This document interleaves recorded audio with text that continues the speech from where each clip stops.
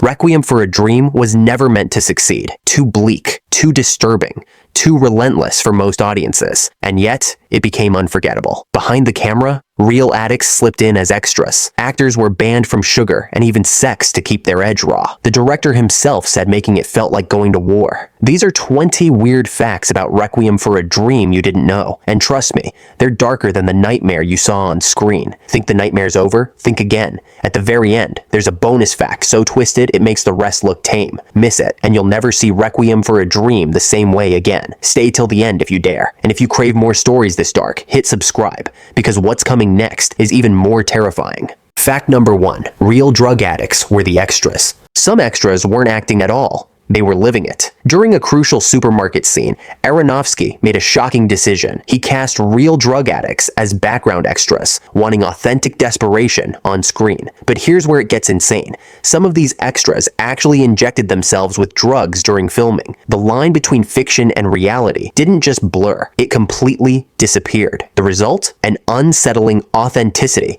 that no acting coach could teach. When you watch those background faces, you're seeing genuine addiction, not performance. The fictional nightmare became disturbingly real, and it stayed in the movie. I already met one. Mama, don't go ape shit, all right? So who is she? Who's your parents? You know her, Marion Silva, remember? Fact number 2. The studio called it cinematic war. Getting this movie made was literally described as warfare. Despite the film's legendary status now, Aronofsky saw the entire production as nothing less than a battle. Producers thought he was completely insane for wanting to make such a brutal, uncompromising film. The studio executives fought him at every turn, questioning every dark creative choice. Aronofsky didn't sugarcoat it. He called completing Requiem for a Dream a full-blown war. Every day was a fight to preserve his vision against commercial pressures. The irony? That very brutality and refusal to compromise is exactly what made it a masterpiece. Sometimes, the best art comes from the biggest battles. What's her fix? Television, right? I mean, if ever there's a TV junkie, it's the old lady. I figure I owe her a new set anyway with all the wear and tear it got from being schlepped back and forth to old Dave's all the time. We really love her, not you. Fact number 3. They refused to cut even one frame. When censors tried to kill the film, the studio did something unprecedented. The MPAA slapped Requiem with an NC-17 rating for its graphic content, essentially a commercial death sentence. Studios typically butcher their films to get an R rating and save their investment, but not this time. The studio looked at the censors and said, absolutely not. They refused to cut even a single frame. Instead, they released it completely unrated. A bold act of cinematic defiance that could have killed the film commercially. The message was clear. This vision would remain pure. Profits be damned. That kind of artistic integrity is almost extinct in Hollywood today. Your father's gone. You're gone. I got no one to care for. What have I got, Harry? Fact number 4. The cleaning scene took 40 minutes to film. That iconic speed cleaning sequence hides an obsessive secret. You know that hypnotic scene where Ellen Burstyn cleans frantically on diet pills? What looks like a quick montage was actually crafted from a single 40-minute take, filmed 3 separate times using time-lapse photography. The camera captured every manic movement, every obsessive detail. The result created that disorienting, almost hypnotic chaos you feel watching it. But here's the kicker. The scene you see is actually 4 times longer in real time than you realize. Aronofsky wanted viewers to feel trapped in that manic energy. Mission accomplished. The technique became a signature of addiction cinema.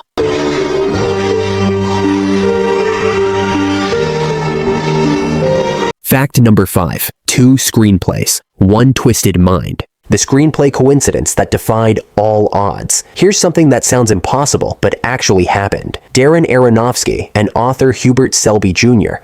each independently drafted screenplay adaptations of Selby's novel. They worked separately, with no collaboration, no shared notes, nothing. When they finally compared their scripts, they discovered something eerie. The adaptations mirrored each other by about 80%. 2 different writers, working in isolation, had channeled the exact same dark vision. It was like they shared one twisted brain across 2 bodies. Some call it coincidence. Others call it destiny. Either way, it proved this story demanded to be told exactly this way. Hey, Ma. You on uppers? What? You're on uppers. You're on diet pills, ain't you? I told you, I'm going to a specialist. That's what I thought. You making a croaking for speed, ain't you? Harry, are you all right? I'm going to a doctor. What does he give you, Ma? Does he give you pills? Fact number 6. Jared Leto lived on the streets for real. Method acting taken to dangerous extremes. Jared Leto didn't just play a drug addict. He lived like one. He literally moved onto the streets, starved himself, and lost around 26 pounds to get into Harry's skin. But Aronofsky wasn't satisfied with just physical transformation. The director implemented a bizarre rule. He banned both Leto and Marlon Wayans from sugar and sex during the entire shoot. The goal? Keep their cravings real and desperate. Leto's commitment was so intense that crew members worried about his health. The result on screen speaks for itself. That raw desperation wasn't acting. It was genuine suffering channeled into art. There it is, Jim. There it is, baby. Shit. Shall we try? Wait, Donnie. This is our chance to make it big. We play it right, and we can get a pound of pure. Fact number 7. Ellen Burstyn called it harder than The Exorcist, the role that broke Hollywood's toughest actress. Ellen Burstyn has survived some of cinema's most grueling performances, including getting actually thrown around in The Exorcist. But playing Sarah Goldfarb broke her in ways she'd never experienced. She literally said, "I think I've never been so challenged." The emotional toll was devastating. Burstyn had to access such deep wells of maternal desperation and mental collapse that she questioned her own sanity during filming. The physical demands were brutal too. Fat suits, prosthetics, hours of makeup. But it was the psychological journey into addiction and delusion that nearly destroyed her. Even seasoned pros have their breaking point. Maybe you lost my card. Please, darling, you'll have a look and you'll tell me. It's not the price. I'll give them away. I just want to be on the show. To be on with my Harry and my grandson. Fact number 8. A prop gun actually injured someone. When fake violence became real violence. During the infamous gun keep-away scene between the main characters, something went horribly wrong. A toss that was supposed to be safe and choreographed suddenly wasn't. The prop gun flew through the air and smacked Marlon Wayans directly in the head. The impact was real, the pain was real, and Wayans' reaction was genuine shock. But here's the crazy part. They kept filming. The near-miss injury stayed in the final cut because it added an authenticity that no amount of acting could achieve. Sometimes the best moments in cinema happen when everything goes wrong. She's fine, thank you. Actually, she's in Florida. Can I ask you something personal on her? Of course. Anything, what? You just have something over here. Come. A little bit lower. It's okay, don't worry about it. It's much better. Fact number 9. Prosthetics became a daily torture. The makeup that took longer than some entire films. For Sarah's dramatic weight changes, the special effects team created an elaborate system of deception. They built 2 different fat suits. One for gaining 40 pounds, another for losing 20 pounds, plus 9 different wigs and 4 separate prosthetic necks. Each transformation took up to 4 hours to apply every single day. Ellen Burstyn spent more time in the makeup chair than many actors spend on entire indie films. The daily process became its own form of method acting torture.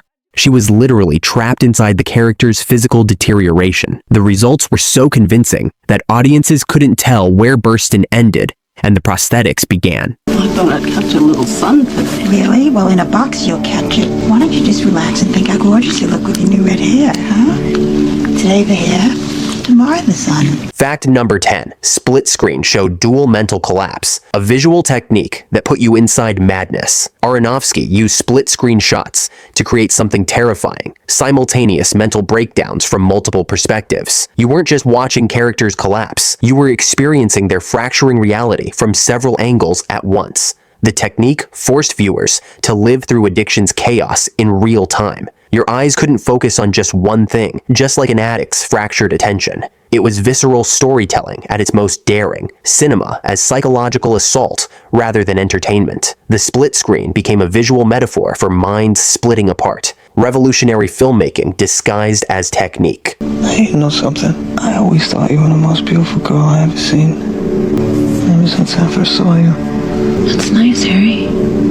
Fact number 11, 2,000 cuts created cinematic insanity. This film used more cuts than should be humanly possible. Typical Hollywood movies use 600 to 700 cuts in their entire runtime. Requiem for a Dream drops over 2,000. That's nearly triple the normal amount, creating a rapid-fire staccato visual assault that mirrors the fractured experience of hallucination and withdrawal. Each cut hits like a drug hit, quick, intense, disorienting. The editing doesn't just tell the story. It becomes the story. You're not watching addiction. You're experiencing the high-octane, barely breathing desperation of it.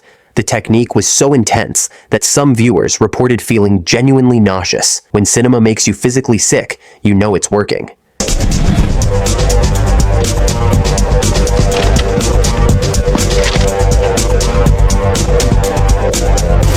Fact number 12. The camera was literally attached to actors. They strapped cameras directly to human bodies. Aronofsky used a technique called the Requiem, a camera literally rigged to Jared Leto's body. This wasn't just creative cinematography. It was a complete sensory assault. Every movement, every twitch, every panicked breath was captured from inside the character's perspective. The result plunged audiences into disorienting, claustrophobic intensity. You felt trapped inside Harry's deteriorating world because you were seeing through his eyes. The close-ups, velocity, and overwhelming sensations transformed cinema from passive watching into active psychological experience. It was filmmaking as virtual reality before VR existed. What the fuck is wrong with you? You promised me that everything was gonna be okay, remember? I fucked that sleazebag for you, and I put myself through fucking hell for you! There's nothing out there! I don't give a shit! You fucking loser! Fact number 13. An orchestra tuning up became a horror symbol. The most disturbing sound wasn't supposed to be music at all. In that early scene where Harry and Sarah argue, you hear what sounds like chaotic orchestra music. But it's not music. It's literally an orchestra tuning their instruments before a performance. Aronofsky wanted that raw, discordant, unsettling sound to represent the Requiem horror that was about to unfold. The tuning represented everything falling apart, every relationship becoming discord, every dream becoming nightmare. It was brilliant symbolism disguised as background noise. That uncomfortable feeling you get hearing instruments clash? That's exactly how addiction destroys harmony in life. Pure audio psychology. Harry, I've been thinking about you so much. Are you okay? when are you coming home? Soon. When? Soon. Holding out, right? Harry, can you come today? Fact number 14. Dream logic replaced all rules. Aronofsky threw realistic filmmaking out the window. This wasn't supposed to be realistic cinema. It was visual poetry designed to break your brain. Aronofsky treated every scene like a nightmare sequence where normal logic doesn't apply. Time bends, reality shifts, and cause and effect becomes meaningless. The goal wasn't showing you what addiction looks like from the outside. It was taking you inside addiction itself, where up is down and hope is horror. No rules, no filters, no safety nets. Just a brutal, hypnotic architecture of psychological collapse. It's why the film feels more like a fever dream than a traditional narrative. That is such bullshit! You didn't have to, okay? And we could have had something. What was I supposed to do? I'm gonna sit around and watch you push off and not go myself? Just don't put it all on me, okay? Fact number 15. The score launched 1,000 trailers. One piece of music accidentally conquered Hollywood. Clint Mansell's haunting score, particularly Lux Eterna, performed by the Kronos Quartet, was supposed to be just movie music. But it escaped the film and took on a life of its own. It was remixed into Requiem for a Tower and suddenly appeared everywhere. You've heard it in trailers for Lord of the Rings, The Two Towers, The Da Vinci Code, I Am Legend, and countless others. The music became more famous than the movie itself. The ultimate irony, a score written for a film about destruction, became the soundtrack for Hollywood's biggest blockbusters. Sometimes art spreads in the strangest ways. It's usually the case when you get a call from someone you haven't heard from for a while. Actually, I have a favor to ask. Yes, motherfuck! Fact number 16. It still ruins people's sleep. 25 years later, this movie remains cinema's ultimate nightmare fuel. 25 years after release, Requiem for a Dream is still notorious as one of the most disturbing movies ever made. It's not nostalgia driving its cult following. It's trauma, voluntarily reenacted by viewers who can't look away from the horror. People still warn friends before watching it. Support groups exist for viewers who were psychologically damaged by it. The film doesn't just entertain, it scars. In an era where audiences are desensitized to everything, Requiem still has the power to genuinely disturb. That's not entertainment. That's cinematic voodoo that refuses to lose its curse. Mrs. Goldfarb, we've tried several medications and you don't seem to be responding. I believe we might be at a point where we might want to try some alternative methods. We've had excellent results. Fact number 17. Fan obsession reaches analytical madness. Viewers dissect this film like it contains hidden codes. 25 years later, fans still obsessively analyze every frame, sound, and color choice. The woman in the red dress on the dock, the symmetrical compositions, the recurring sound motifs, every single detail gets interpreted and reinterpreted endlessly. Online forums explode with theories about hidden meanings, psychological symbols, and narrative Easter eggs. It's become less of a movie and more of a Rorschach test, where viewers project their own fears and obsessions. The film's visual language is so dense and disturbing that people keep finding new horrors they missed before. Interpretations built on madness, examining madness. It just seems like 1,000 years ago since last summer, man. It'll be like that again, man. I get Angel to get us ashore. If you promise us some dynamite skag. Fact number 18. It redefined what independent cinema could do. This film proved indie movies could be more than just quirky alternatives. Requiem shattered the boundaries of what independent cinema was supposed to be. It proved that low-budget films could not only shock mainstream audiences, but completely redefine entire genres. Part psychological horror, part opera, part drug trip. It refused to fit into any existing category. The film terrified and inspired an entire generation of filmmakers. It showed that you didn't need studio money to create something that would haunt people forever. Independent cinema could be more powerful and disturbing than any big-budget blockbuster. It changed what indie film could mean. Well, fuck it up. Right on. Hey, look, I ain't trying to jive you, Jim. I don't want to be running the streets my whole life with my sneakers all ripped up, my nose running down to my chin. All I'm saying is we should take a little taste so we know how much to cut. Fact number 19. Aronofsky admits they were completely unrestrained. The director reveals why this film was so dangerously pure. Years later, Aronofsky looks back at Requiem for a Dream and sees something that probably couldn't be made today. He describes it as the unfiltered work of artists who hadn't been told what they could or couldn't do. It was pure creative energy, completely unrestrained by commercial concerns or industry wisdom. That dangerous freedom is what made it so powerful and so disturbing. No studio executive was telling them to tone it down. No test audiences were demanding happy endings. It was artistic vision at its most raw and uncompromising. That kind of creative purity is almost extinct in modern Hollywood. Well, so where's the party? When I tell you, you're gonna jump out of the window. This is a tough one. Fact number 20. The monster movie that wasn't about monsters. Aronofsky's secret genre classification will blow your mind. Here's the director's shocking admission. He considers Requiem for a Dream a monster movie, but the monster isn't some creature or killer. It's addiction itself. The drugs are the monster, stalking and destroying every character until nobody survives. Think about it. There's the innocent victims, the escalating threat, the false hopes, and the inevitable horrifying climax where the monster wins. It follows classic horror movie structure perfectly, just with a monster you can't see coming until it's already consumed everything. The most terrifying monsters aren't mythical. They're real, and they live inside us. We'll be back in business in no time. We'll start moving again, start saving. Perfect, just like it was, I promise, Marion. Bonus fact. The opening credits predicted the entire film.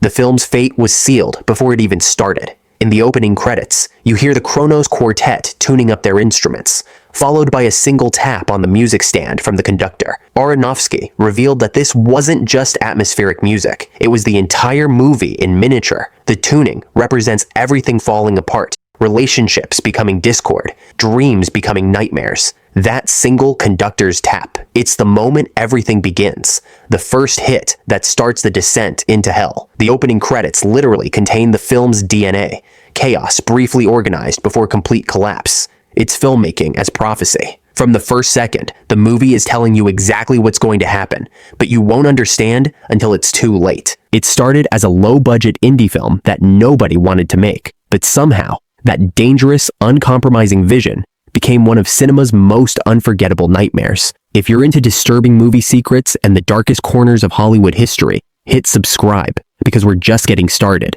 and some stories are too twisted to tell just once.